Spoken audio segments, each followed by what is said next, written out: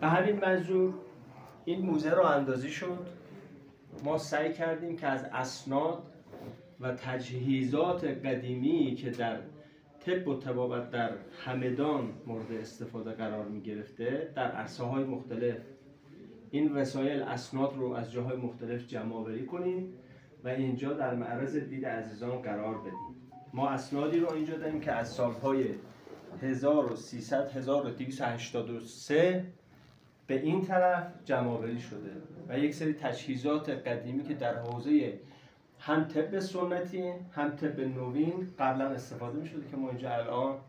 جمع آوری کردیم و الحمدلله به عنوان یکی از موزه‌های فاخر و غنی در سطح کشور دیده شده. حتی عزیزانی که در مرکز کشور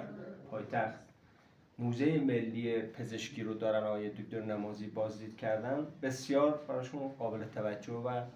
جذاب بود که تنوعی که ما اینجا از جهت هم اسناد هم تجهیزات جمع آوری کردیم خیلی متفاوت نسبت به سایر موزه هایی هستش که در سطح کشور وجود داره.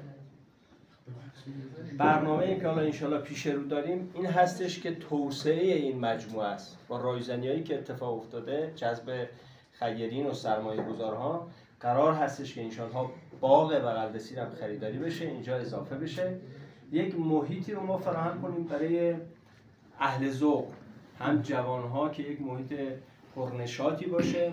از کافه کتاب گرفته و محیطی که حالا دمنوش‌های سنتی و طب سنتی رو بیشتر ما در این مجموعه هم در معرض استفاده و هم در معرض نمایش قرار بدیم. حالا فضایی برای نشستن که بیان این ارتباط رو با بحث موزه و پیشینه تاریخ